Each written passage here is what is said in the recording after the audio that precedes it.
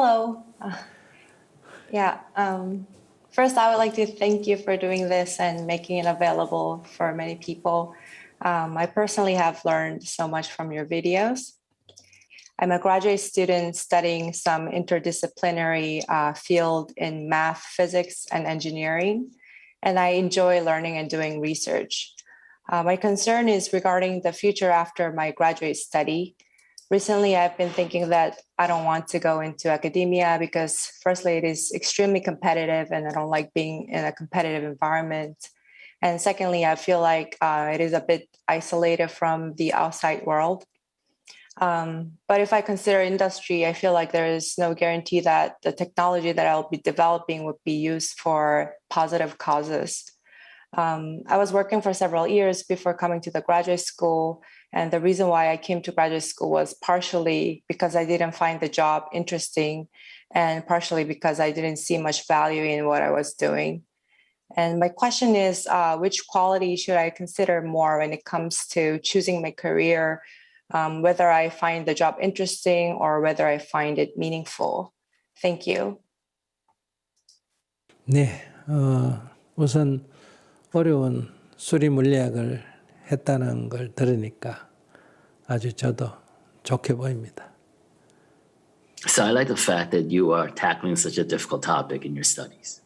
저도 수학과 물리학을 좋아해서 물리학과는 천문학과를 가려고 했는데 어떻게 잘못돼서 스님이 됐어요. So I actually loved physics and mathematics growing up. I wanted to study space, but however, something went wrong in the middle of the way. I became a monk. 제가 어떻게 부러워해야 될까요? So should I be envious in a way?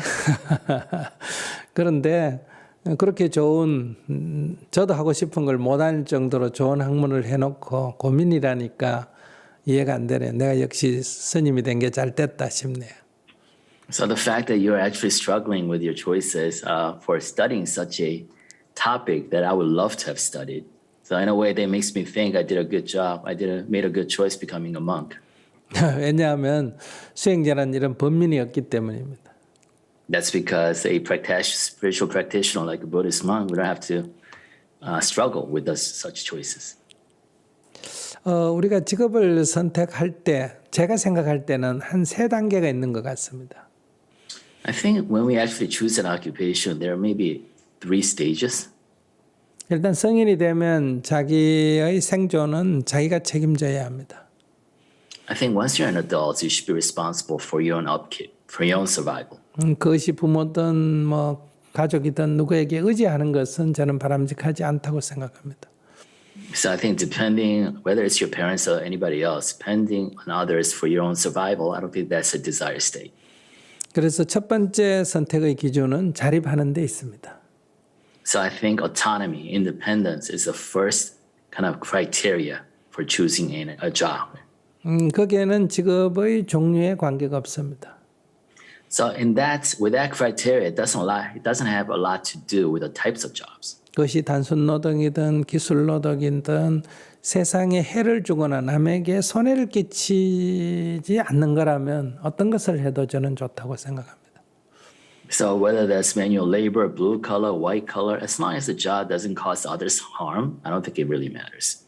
만약에 내가 아무리 그 고급 기술을 갖거나 높은 지식을 가졌다 하더라도 그것이 당장 내가 유용하게 쓸 수 없다면 단순 노동을 해서라도 자립을 해야 합니다.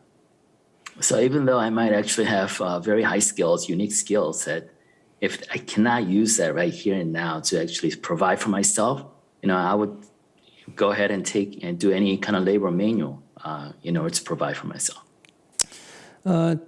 직업을 선택할 때 망설이는 이유는 일은 적게 하고 돈은 많이 벌겠다 하는 거고요. So the reason we actually hesitate when making a choice about jobs is we want to do little work and earn a lot of money. 일은 쉽게 하고 돈은 많이 벌겠다. Or easy work and earn a lot of money. 또 위험하지 않는 편안한 일을 하고 돈을 많이 벌겠다. Or comfortable, convenient work and still earn a lot of money. 이런 생각을 하기 때문에 직업을 구하기가 어렵습니다. So those kind of struggles, the choices actually makes it difficult for us to choose a job. 근데 세상에 필요하다면 그것이 힘든 일이라도 위험한 일이라도 장시간 노동이라도 기꺼이 하고 최소한의 생활비만 받겠다 한다면 바로 문을 열고 나가면 일할 거리가 있습니다. However, if it's something that's needed by the world, it's essential to the world. It could be dangerous, it could be difficult, it could take long hours. But if you're willing to work at those jobs and be willing to receive a minimum amounts just to provide for yourself, there are plenty of opportunities out there. 네, 대통령이 없어도 주지사가 없어도 사회는 유지되지만은 청소부가 없으면 사회는 오래 유지되기가 어렵습니다. 그러면 우리는 청소부를 아주 중요한 직업으로 생각해야 합니다. So the world's going to survive without the president, without governors, but the society will not be able to upkeep itself if we don't have cleaners, maids. So I think it's important for us to consider those jobs as important as well. 그렇게 해서 일단 자립을 우선적으로 하고요. So first and foremost is your autonomy, the independence. That should be the first criteria. 이제 두 번째 단계로는 어차피 내가 일을 하는데 내가 가진 재능이 조금 더 노동 효율적이었으면 좋겠다는 겁니다. The second is that since I have certain talents, right? Everybody has certain leanings towards certain fields. You might as well choose jobs that your talents can be more efficiently used. 네, 가능하다면 말이에요. If possible. 네, 의사라면 의료 행위를 하는 것이 일반 노동하는 것보다 더 효율적입니다. So if you're a trained doctor, being in medicine, working in medicine is probably more effective, efficient than working as a manual laborer. 전기 기술자라면 전기 작업을 하는 것이 그냥 청소하는 것보다 더 효율적이라는 거예요. If you're an electrician, it's better, it's more efficient for you to work at that field than be a cleaner. 그래서 두 번째는 더 효율적인 쪽으로 옮겨가는 것이 필요합니다. The second criteria, therefore, is to maximize your talents and your training to do your job more efficiently. 그러나 내가 효율적으로 가진 재능이 효율적으로 사용된다고 그것이 꼭 내가 좋아하는 일은 아닙니다. But just because your talents or training are used efficiently and effectively at that job doesn't mean you necessarily have to like it. 이렇게 효율적인 일을 하면서 자기가 좋아하는 일은 취미로 소비적으로 취미 생활을 하면 됩니다. 아마추어. But while you're engaged in this job that you can be efficient, effective at, if there's something else that you like to do, then you can make that into a hobby and be a consumer of that experience. 내가 그림 그리기를 좋아한다, 노래하기를 좋아한다. 그러나 이걸 갖고는 생활이 될 수가 없다 한다면 일단 생활이 되는 다른 일을 하고 나머지 여가 시간을 이용해서 그림도 그리고 노래도 해야 합니다.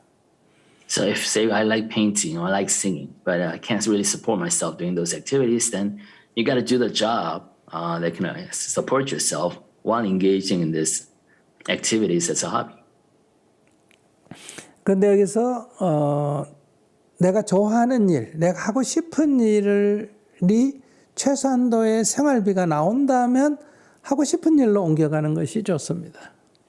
However, if at this point, your painting or your singing or whatever you like to do can also support you, and allow you to become independent, then I think it's better for you to shift your job so you can actually do those things that you like. 하고 싶은 일을 한다는 것은 놀이가 되기 때문입니다. And that's because if you do the things that you like, it's no longer work, it's actually play. 우리가 돈을 주고라도 하고 싶은 일을 하지 않습니까? 그런데 조금 벌더라도 하고 싶은 일을 하고 생활이 된다면 그것이 가장 좋은 상태입니다. So basically, we pay money to others in order to play. But if we can actually earn money by playing, engage in activities that we actually like to do, then that's the optimal situation. 그러나 이 세상에는 내가 하고 싶은 일을 하고도 생활이 되는 그런 직업이 많지가 않습니다. However, unfortunately, there are not a lot of jobs out there that actually can support yourself by doing the things that you want to do, that you like to do. 그래서 수행자는 자기가 잘하는 일을 자기가 좋아하는 마음을 자꾸 내므로 해서 두 개를 일치시키는 방법이 있습니다. So for a practitioner, a way forward could be that take the job that you're good at, that you're trained for, and kind of reshape your expectations so that it also becomes a field that you love to do. 네, 이렇게 되면 이제 놀이와 일이 일치될 수가 있습니다. Then you train yourself to like the job you're good at so that play and work becomes one and the same. 노동의 해방은 노동 시간을 줄이거나 임금을 많이 하는 데 있는 것이 아니라 노동이 놀이화될 때 저는 노동의 해방이라고 생각합니다. So I think freedom from labor, it's not a matter of reducing hours or earning a lot of money.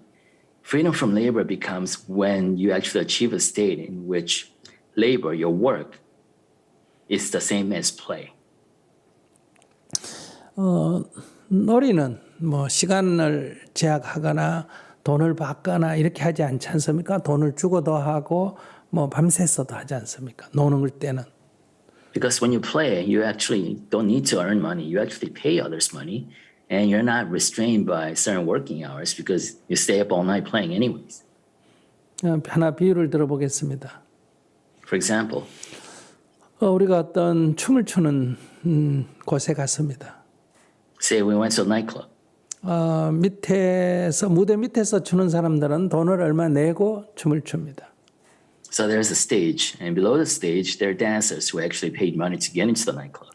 무대 위에서 춤을 추는 사람은 전문가라서 돈을 받고 춤을 춥니다. So there are people actually dancing on top of stage. Those are professional dancers that get paid to dance. 똑같이 춤을 춥니다. They're all dancing. 근데 무대 밑에 있는 사람은 놀고 있는 중이고요. However, the people below the stage who paid money to get in there are actually playing. 무대 위에 있는 사람은 지금 노동을 하고 있는 중입니다. However, the professional dancers dancing on top of the stage who are getting paid to dance are working. 왜 이렇게 차이가 날까요? So what's the difference? 만약에 30분 연장하면 어떻게 될까요? Say that the club owners extended the hours for a half an hour. 무대 밑에 있는 사람은 환호를 할 것입니다. The people below the stage will welcome it with loud cheer. 무대 위에 있는 사람은 돈을 더 안 주고 30분 연장하라고 해서 항의를 할 겁니다. The professional dancers on top of stage is going to complain because the club owners expect them to dance half an hour longer without paying them. 여기 기준은 돈을 받느냐 주느냐의 차이입니다. So the only difference between the two groups is that whether they're getting paid to play or not. 그러면 돈 때문에 그럴까요? Then is it the money, really? That's the difference. 돈을 주고 한다는 것은 내가 이 행위의 주체라는 뜻입니다. So that means that if I pay money to engage in an activity, I'm the driving agency for that action. 돈을 받고 한다는 것은 돈 때문에 이 행위를 하는 거기 때문에 이 행위가 돈에 매여 있다. 내가 종속돼 있다는 것. However, if I get paid to do something, then I'm not the driving agency. The money is. 어떤 행위를 하든 내가 주체적으로 하면 모든 것은 다 놀이에 해당됩니다. So whatever you do, if you can position yourself to be the driving agency of that activity, then everything becomes play. 무언가 때문에 내가 속박을 받고 한다면 그것은 놀이가 되지 못합니다. 주체가 되지 못할 때 노동이라고 합니다. However, you don't become a driving agency of an action if you do that action, engage in that action because of something else. 그렇기 때문에 자기가 좋아하는 일을 돈을 내고 할 일을 돈도 그래도 조금이라도 받고 한다는 것은 더 좋은 일이지 않습니까? Therefore, isn't it better for you to engage in play that you want to do anyways, that you'll be actually willing to pay money to do, but you get paid to do in return? 이러면 스트레스가 없습니다. Then you don't have stress in this situation. 그러나 현실은 두 번째 단계나 첫 번째나 두 번째인 경우가 많습니다. However, the reality is that we kind of linger around the first or second criteria. 네, 그래서 수행은 두 번째 단계를 자기가 효율적으로 하는 거를 좋아하는 마음을 내모로 해서 세 번째 단계로 만들어 버리는 겁니다. So practice is all about taking second stage, taking something that you're good at or you're trained for, and making it into something you also like. Therefore, you jump to that third stage. 물론 여기 전제가 되어 있습니다. Of course, there are preconditions to this. 세상 사람들에게 해를 끼치지 않는 직업이라는 것. It's got to be a job that doesn't cause harm to others. 가능하다면 도움이 되는 직업이면 더 좋습니다. And if at all possible, if it helps others, that's better. 네, 세상 사람에게 해가 되는 직업은 부디스트는 가져서는 안 됩니다. A Buddhist should not hold jobs that causes harm to others. 뭐 그런 관점에서 선택을 하면 어떨까 싶네요.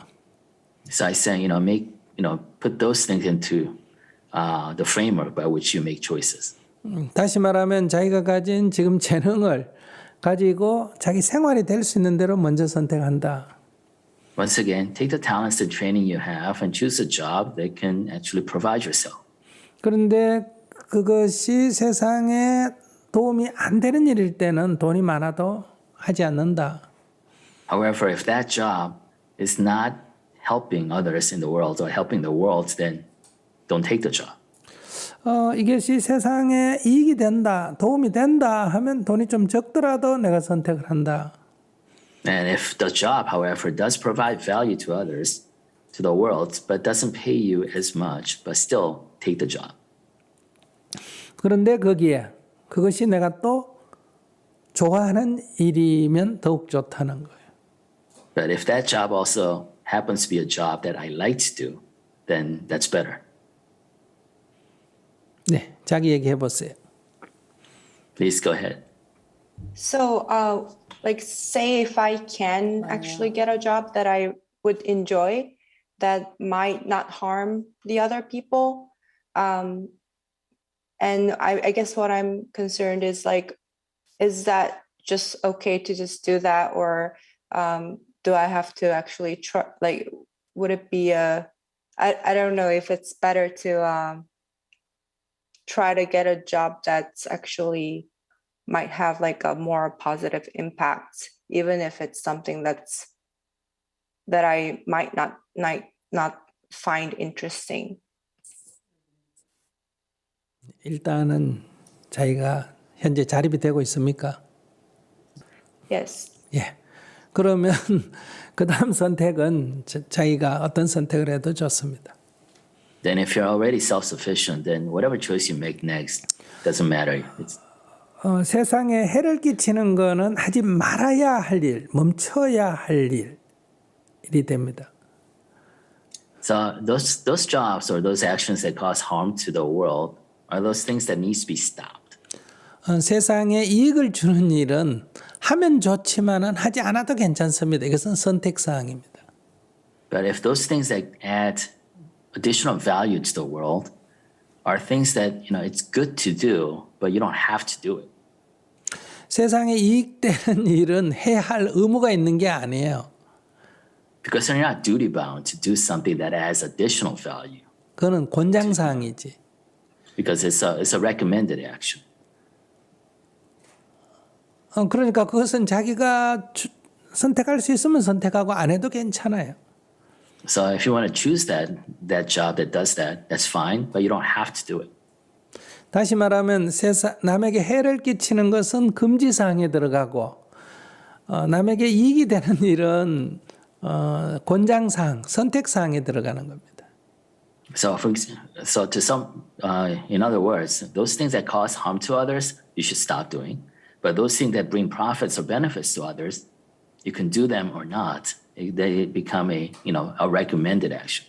남에게 아무리 도움이 돼도 내가 괴로우면 수행자는 그것은 좋은 일이 아닙니다. That's because as a spiritual practitioner, no matter how good my actions may be to others, if it causes me suffering, it's not a good choice. But but as you said, if it's possible to make myself be interested in the things that I do, that would have the positive impact, then I guess what would be the motivation for wanting to do something that's positive for others? 네, 세상에 이익되는 일을 하고 싶다면 본인이 세상에 이익되는 일을 해야 된다 하는 것은 의무가 아니고 자기가 하고 싶다면 선택을 해서 하면 됩니다. So if you want to engage in actions that help others, then that's a selective option. Right? If you want to do that, then you can choose to do that. 내가 이렇게 여러분과 대화하는 것은 내가 해야 할 의무가 아니고 이것은 내가 선택할 일입니다. So for example, me engaging with you on this Q&A or Dharma talks, it's not something that's I have to do. I'm not duty bound to do it. I choose to do it. 그러나 욕설을 하는 것은 하지 말아야 할 일입니다. However, if I insult or curse others, I should stop doing it. 나는 내가 아무것도 안 하는 것보다 여러분에게 이렇게 조금 도움이 되는 이런 일을 하는 것이 나한테 좋기 때문에 하는 거예요. So I only do this because helping others, even in a small little way, it's also good for me. 그러니까 세상에 이익되는 일을 한다고 너무 이렇게 부담을 갖거나 생색을 내거나 할 일은 아닙니다. So just because you choose to do something that brings benefits or positive value to others, what I'm saying is that ultimately you shouldn't take on too much burden to engage in such activities or be too overly prideful because you're doing such activities. 그러면 자기는 세상에 좋은 일을 해야 된다는 무거운 짐을 지게 됩니다. Because that actually you are burdening yourself in that fashion. If you think that way, burdening yourself with some kind of constructive duty to want to do good for others. 나는 더 많은 돈을 벌 수 있는데도 불구하고 세상을 위해서 나는 적은 돈을 받고 일했다. 즉 자기가 희생했다는 생각을 갖게 됩니다. Because it may lead to a sense of self-sacrifice in which you tell yourself that, you know what, I could be earning a lot more money doing this, but I'm actually doing this because I wanted to provide positive value to others. 그렇게 되면 세상에서 나의 이 선행을 알아주지 않으면 자기가 나중에 세상을 원망하고 이렇게 뭐 착하게 살아봐야 남는 게 없네. 뭐 나만 바보다 이렇게 후회하게 됩니다. Because if you allow yourself that sense of self-sacrifice, then it leads to a self-entitlement in which at the end of the day, you feel wrong by the society for not recognizing your value, how much value you added to their lives. 그것은 괴로움이다. And that is suffering. 학계의 경쟁이 너무 치열해서 산업계로 간다는데 그게 저도 조금 이해가 안 됐어요. 학계가 산업계보다 더 치열합니까? 경쟁이 미국은? Going back to the first questioner, I wanted to follow up on this, but never got the chance to. Is that you did mention that the competition in academia was too tight, so that's why I wanted to leave. That was one of the factors. But is the competition in industry worse than the competition in academia? Yeah, I think because of the field that I'm in, it's a theoretical field, and yeah, competition in academia is much more severe. And if I wanted to get a job in industry, which I don't think it will be that difficult to get a job in industry, actually. 아니 학문적인 경쟁이야 뭐 패배해서 뭐 손해날 일도 없는데 경쟁을 해야 더 연구가 재밌지 않나? So competition in academia is a little different, but are there really losers in competition academia? Or maybe the competition, doesn't it add a little more motivation to your performance? 나보다 더 잘하는 사람이 있어야 내가 배울 것도 있고 더 좋잖아요. Because there needs to be somebody who's better than you at this so you can learn from, right? I think it's more like you have to, I guess, to get like a academic job, you need to have like a really good publication in like a major journals or things like that. Or if you become a professor, you have to be able to get like fundings, and I think, and just the lifestyle in general as a professor is very fierce, I think.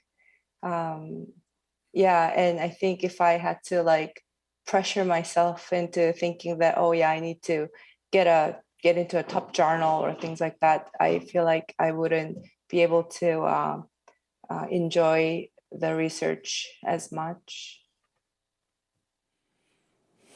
네, 내가 보니까 그 연구에 자신이 좀 없는 것 같아. From what I Yeah. see, I don't think you're fully confident in your research abilities. Yeah, this is a very new field that I started, and it's been only 2 years, but yeah, this is very difficult, and there are a lot of people who are doing much better everywhere. But yeah. 하는 게 재밌어야 돼요. 재미가 없으면 일찍 나오는 게 학문을 그만두는 게 낫고 그 연구를 하는 게 밥을 못 먹어도 잠을 못 자도 재밌어야 연구가 창의적인 게 나오지 억지로 하면 창의적이지 않습니다.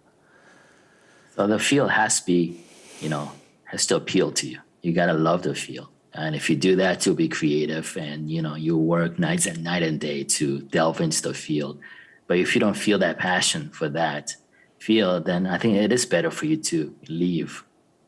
I definitely like the field. It's very interesting. And as I know more, I can connect it to the other parts of the field, and it's very interesting. But I think as of now, it is very, very competitive, I think. It's a very growing field. And yeah, it is true that I don't feel totally confident in my ability of the research. 스님이 돼도 이 행정직의 총무원장이 되겠다, 주지가 되겠다, 뭐 엄청난 경쟁이 있습니다. Even as a Buddhist monk, there's a lot of competition if you want to be in the higher positions of the organization.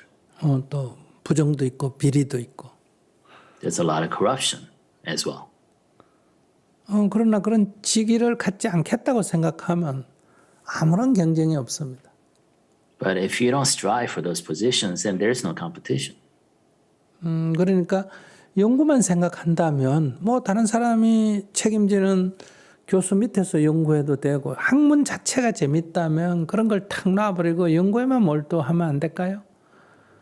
So if you like the field, can you just focus on the research, even if you research under others, and just be able to focus on the research? Yeah, that's what I'm doing right now. But I guess my concern was because you could do the research in industry as well. But I think it just, it is extremely, I think there are just not as many positions for the academia. And I'm not totally sure right now, but I was feeling that I like this research, but it's a theoretical field, and I feel like there is a big disconnect with with outside world as well. Yeah. 아니 제가 지금 이렇게 말씀드리는 거는 아까 그 조언하신 분이 학교에서 한번 나와가 산학교로 나오면 학교로 돌아가기가 어렵다고 했기 때문에 만약에 그렇다면 학교에서 조금 더 한번 도전을 해보고 나와도 되지 않을까 해서 이런 말씀을 드립니다. I'm actually just engaging this conversation because, the previous person did advise that sometimes it's really difficult for somebody to leave academia to try to get back in once they've been in industry. So I'm trying to see, whether, it's better for you to explore the academia a little more before jumping to industry, because it'll be so tough getting back in. 우리들은 지금도 힘들지만은 때로는 이 힘듦 때문에 어떤 선택을 해놓으면 지나가서 후회될 때가 많습니다. 그것 또한 괴로움입니다. Because we struggle with certain challenges or hardships in the present moments. But if we make our choices based on the hardships that we encounter at that point in time, often we end up regretting our choices. 나중에 후회를 하지 않으려면 현 시점에서 할 수 있는 일을 최선을 다해버려야 나중에 가서 뭐 그때 더 이상 어쩔 수 없었다 하는 측면에서 후회라는 게 없어진다는 거. So if we are faced with certain struggle or hardship, if we try to do our best our utmost best in this current situation, then at that time, if we make a different choice, we can look back and not regret because we did give our best. 우리는 살아온 이 과거를 돌아보면서 그때 그럴 걸, 그때 그럴 걸, 그때 그럴 걸 이런 경우가 많잖아요. Because we often look back on our past choices and regret and say, I should have done this, I should have done that. 그것은 그때 최선을 다하지 않았기 때문에 그렇습니다. And that's because we did not try our best at that point in time. 네, 순간순간 최선을 다했다면 되돌아봐도 뭐 달리 방법이 없어요. 그래서 후회란 게 없는 거예요. But if we manage to do our best at every single moment, and then you look back on those choices you made in those moments, and there's no regret because there's nothing else you could have done. 그래서 아까 그분이 산업계로 나오면 학계로 못 들어간다 해서 혹시 나중에라도 그때 학계에 있을 걸 이런 후회할까 싶어서 제가 잠깐 다시 점검을 해보는 겁니다. So that's why I came back to your question because I wanted to kind of re-examine based on the advice we heard that it's really difficult to get back into academia once you jump to industry. So I wanted to really explore, the willingness of you trying to deal with that, the consequences of that choice. Thank you very much. Thank you so much. And I think I might reconsider actually pursuing something in academia as well. Because I felt like before that I had